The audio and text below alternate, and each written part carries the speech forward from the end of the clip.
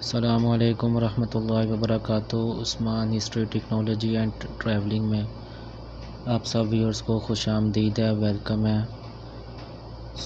Viewers, आज का जो सा वीडियो है वो हमारा होगा कुछ डेफिनेशन के हवाले से।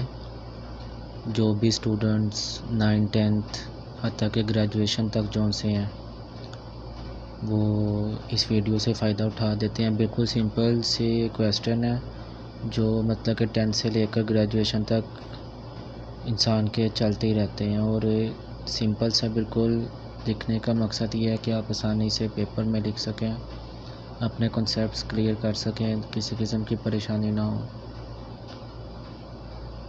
चलें गाइस, शुरू करते हैं।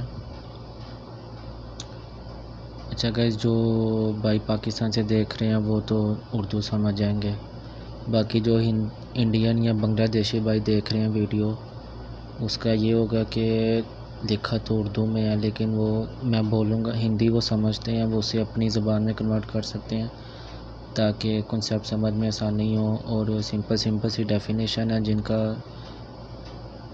आपको बताया पहले, 10th से लेकर ग्रेजुएशन तक आपका पढ़ता ही रहेगा इसमें कि ये डेफिनेशन आनी है हर पेपर में, ताकि आप आसानी से इसका करने का क्या, लिखने का क्या मकसद है कि आप आसानी से आपका कंसेप्ट क्लियर हो सके, ना कि बड़े बड़े आप डेफिनेशंस करके लिखें। बस छोटे से जो उनसे शॉर्ट क्वेश्चन के तौर पर ये क्वेश्चन आते हैं। इसको जो उर्दू मीडियम में बच्चे हैं वो तो उर्दू मीडियम में देख लें, जो इंग्लिश मीडियम के स्कूल में जाते हैं वो इसे इंग्लिश में कन्वर्ट कर लें ताकि आसानी से अपने जो से कॉन्सेप्ट हैं क्लियर कर सकें। चलेंगे, शुरू करते हैं इंशाल्लाह। सबसे पहले बिस्मिल्लाहिर्रहमानिर्रहीम पढ़ेंगे। कोई भी काम शुरू करें सबसे पहले बिस्मिल्लाह पढ़ ली जाए। और जो सा एक बात ख़ास जो सी एक बात है ख़ास तौर पे ख्याल रखें कि जब भी इल्म हासिल करने के लिए बैठें, देखें, सुने, उस टाइम सबसे पहले बिस्मिल्लाहिर्रहमानिर्रहीम पढ़ें। फिर और भी दुआएं, रब्बी ज़िदनी इल्मा पढ़ लें, रब्बी शरह सदरी वयस्सिर ली अमरी वाहलुल उक़दतम मिन लिसानी यफ़क़हू क़ौली, ये भी दुआ है, ये भी पढ़ लें, और ताकि आपके इल्म में इजाफ़ा हो सके और बरकत बढ़ सके। चलें गए, शुरू करते हैं। आज का जो सा हमारा टॉपिक होगा वो होगा जी कि व्हाट इज़ कंडक्टर, कंडक्टर क्या है। उसके बाद होगा व्हाट इज़ इंसुलेटर, इंसुलेटर क्या है। What is semi conductor, what is electric charge, what is current, what is resistance, what is conductance. पहले गाइस आपको बताया कि ये वो क्वेश्चन है जो से 9th-10th से लेकर ग्रेजुएशन तक जो सा ये आपका पीछा नहीं छोड़ते, तो ये पेपर में आते हैं लाजमी। इनका बस सिंपल सा आप लिखेंगे तो इंशाल्लाह सिंपल कॉन्सेप्ट के साथ और भरपूर अल्फाज में लिखेंगे तो नंबर्स पूरे मिलेंगे इंशाल्लाह। सबसे पहले बात कर लेते हैं व्हाट इज़ कंडक्टर। कंडक्टर मतलब कि मुज़ाहमत क्या है। अच्छा जी, इसका ये होगा किसी मटेरियल की वो ख़ासियत जो इलेक्ट्रिक करंट के बहाव का मतलब मैंने आगे ब्रैकेट में लिख भी दिया, चलने में, पास होने में रुकावट पैदा करे, रेजिस्टेंस कहलाता है या मुज़ाहमत कहलाता है। इसे आर से ज़ाहिर करते हैं। इसका यूनिट है ओहम। मतलब कि किसी भी मटीरियल की वो खासियत जो इलेक्ट्रिक करंट के रास्ते में रुकावट पैदा करे वो रेजिस्टेंस कहलाएगा। सेकंड नंबर पर आएगा व्हाट इज़ कंडक्टर। कंडक्टर क्या है। ऐसे मटेरियल जो करंट के रास्ते में बहुत कम मुज़ाहमत पेश करें और इनमें करंट आसानी से पास हो जाए, करंट कहलाता है। मिसाल दी हुई है सोना, चांदी, कॉपर और एल्युमिनियम वगैरह।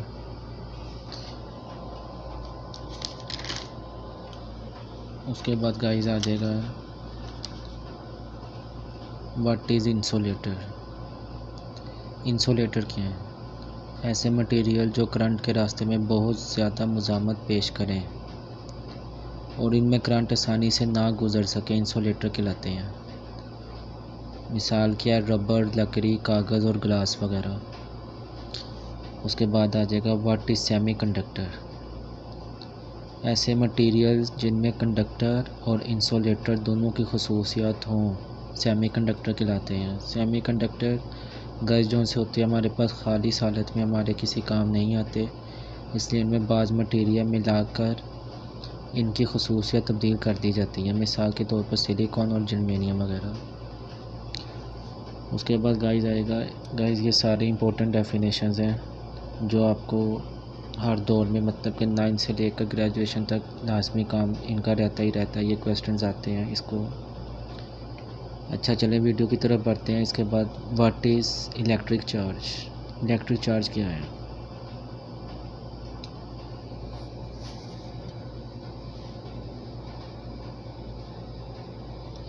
किसी चीज़ पर इलेक्ट्रॉन्स की कमी और ज़्यादती को इस चीज़ का चार्ज कहा जाता है। अगर इलेक्ट्रॉन्स की तादाद ज़्यादा हो तो वो नेगेटिव चार्ज कहलाती है, और अगर इलेक्ट्रॉन्स की तादाद में कमी वाक़या हो तो वो चीज़ पॉजिटिव चार्ज कहलाती है। चार्ज को क्यू से ज़ाहिर करते हैं, यूनिट है कूलम। गाइस ये जैसी डेफिनेशन लिखी है बिल्कुल आपने इस तरह पेपर में लिखनी है, मतलब कि उसका डेफिनेशन लिखेंगे उसके बाद उसका यूनिट पूरा लिखेंगे और किससे ज़ाहिर किया जाता है पूरी अलामत उसके लिखेंगे, फिर आपका इंशाल्लाह कोई भी नंबर नहीं कटेगा। अगला जौन सा जी, व्हाट इज़ वोल्टेज? वो क़ुव्वत जो आज़ाद इलेक्ट्रॉन्स एक एटम से दूसरे एटम में हरकत दे वोल्टेज कहलाते हैं। इसे ईएमएफ मतलब इलेक्ट्रोमोटिव फोर्स भी कहते हैं, इसे वी से ज़ाहिर करते हैं। यूनिट क्या होगा वोल्टेज का? वोल्ट। What is current? किसी ख़ास सीमत में फ्री इलेक्ट्रॉन्स की हरकत करंट कहलाती है, इसे आई से ज़ाहिर करते हैं, यूनिट की एम्पेयर। अच्छा गाइस ये जो सी डेफिनेशन थी इम्पोर्टेंट, इसके अलावा ना मैंने कुछ आपकी सहूलत के लिए कन्वर्जन लिखी है कि इंसान जब फील्ड में जाता है सबसे ज़्यादा जो सा उसका वास्ता पड़ता है वो पड़ता है मेजरिंग टेप से। मेजरिंग टेप इंग्लिश में कहते हैं, अगर उर्दू में समझना चाहें तो जिसे हम कहते हैं जी मैयर करना किसी चीज़ को, मतलब कि उसकी लंबाई वगैरह चेक करना, उसकी मेजरमेंट करना कि इस चीज़ का कितना डाया है, इस चीज़ की कितनी लेंथ है। तो गाइस उसके लिए कन्वर्जन होती हैं कुछ, तो उसका भी पता होना बहुत ज़रूरी है। अगर उसका आपको पता होगा तो वो आपको ये जो सा क्वेश्चंस में भी जो सा पेपर में भी क्वेश्चंस आते हैं और जो सा आपको फील्ड में भी बहुत ज़्यादा काम देगा, इसीलिए ये भी देख लें, इसे भी याद कर लें ताकि आपको आसानी रहे। अच्छा इसमें सबसे पहले जो सा आएगा ना वो आएगा 1 mile. Mile is equal to 1760 yard. अच्छा यार्ड का इधर मैंने लिख भी दिया, साथ में गज़। कई होते हैं वो यार्ड पढ़ रहे होते हैं, उनको पता ही नहीं होता यार्ड है क्या चीज़। एक गज़ मतलब कि 1 मील में कितने गज़ होंगे? 1760 यार्ड। अच्छा 1 यार्ड में 3 फुट होंगे और 1 फुट में जो सा 12 इंच होंगे, और 1 किलोमीटर में क्या होता है? 1000 मीटर होते हैं। 1 मीटर में 100 सेंटीमीटर होते हैं। 1 किलो ओहम में 1000 ओहम होते हैं। 1 मेगा ओहम 10⁻⁶ ओहम हो जाएगी। इसके बाद 1 ओहम 10⁻⁶ माइक्रो ओहम, और इसके बाद जी जो से 1 meter is equal to 3.28 foot होते हैं, और 1 मीटर में 39.36 इंचज़ होते हैं।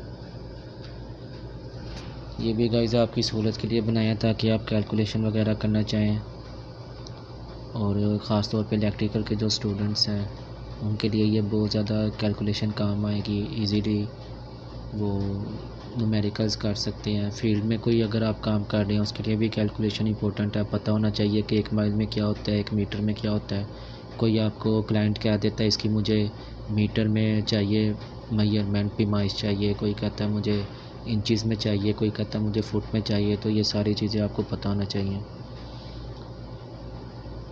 ओके गाइस वीडियो अगर पसंद आए तो लाइक करें, शेयर करें और दुआओं में याद रखें। कमेंट सेक्शन में अगर कोई सवाल पूछना चाहते हैं सवाल लाजमी पूछिए और इंशाल्लाह पूरी रहनुमाई की जाएगी। इसके अलावा जो से मैंने पहले भी बोला, इंडियंस अगर कोई भाई देख रहे हैं, बांग्लादेशी देख रहे हैं, वो इसको हिंदी तो वो जानते हैं, वो इसको इंग्लिश में कन्वर्ट करके जो मैंने उर्दू में बोला या उर्दू में लिखा हुआ था वो पढ़ नहीं सकते, लेकिन मैंने जो बोला वो हिंदी, उर्दू और हिंदी सेम होता है, तो वो इसे कन्वर्ट कर सकते हैं इंग्लिश में या अपनी लैंग्वेज में, और वो भी उनके भी कॉन्सेप्ट्स क्लियर हो सकते हैं। ठीक है गाइस, इजाज़त दीजिए। अस्सलाम वालेकुम, दुआ में याद रखिए।